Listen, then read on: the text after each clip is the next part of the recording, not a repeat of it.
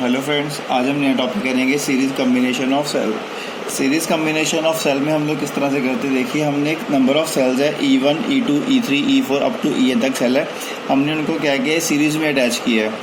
देखिए किस तरह से कनेक्शन किए हैं। E1 सीरीज़ में है, E2 सीरीज़ में है, E3 अप टू En तक है।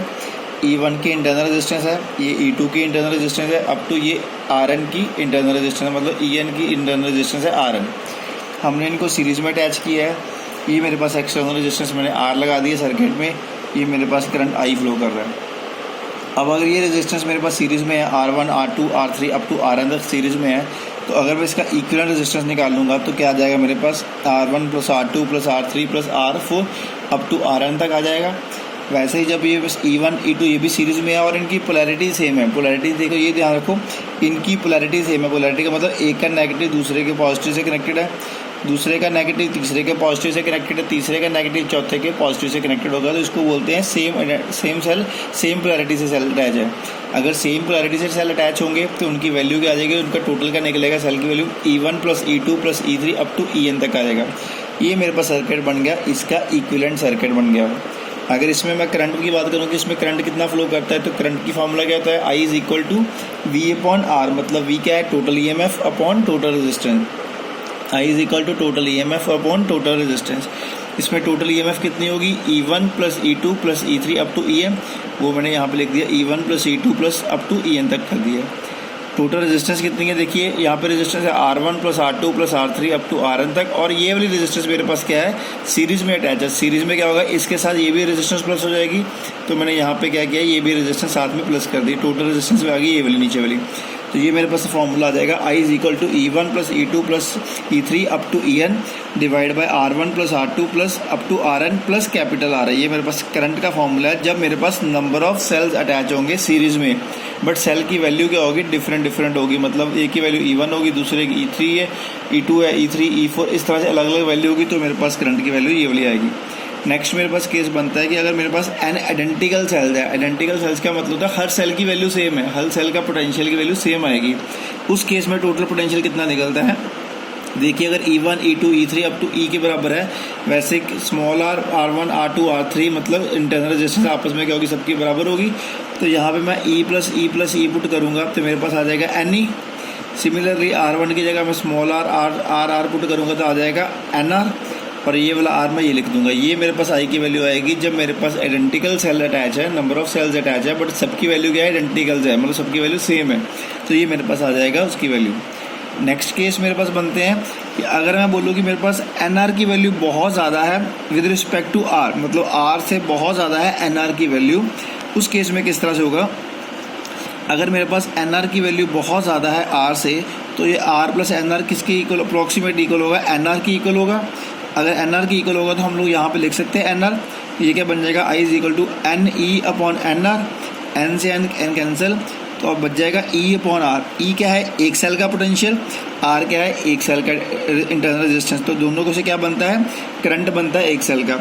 बट हमने सेल अटैच किए थे, नंबर ऑफ सेल्स मतलब N number of cells attach किए थे, मिल क्या रहा है, एक सेल का करंट। तो ये क्या यूजेबल नहीं है। तो इसलिए हम लोग बोलते हैं कि जब मेरी इंटरनल रेजिस्टेंस बहुत ज़्यादा होगी, उस केस में हम लोग सीरीज़ वाले केस में इंटरनल रेजिस्टेंस ज़्यादा वाला केस यूज़ नहीं कर सकते हैं, क्योंकि सेल अटैच कर रहे हैं n number of cells, but मिल रहा है फिर भी एक सेल का करंट मिल रहा है, जिसका तो कोई यूजेज ही नहीं है।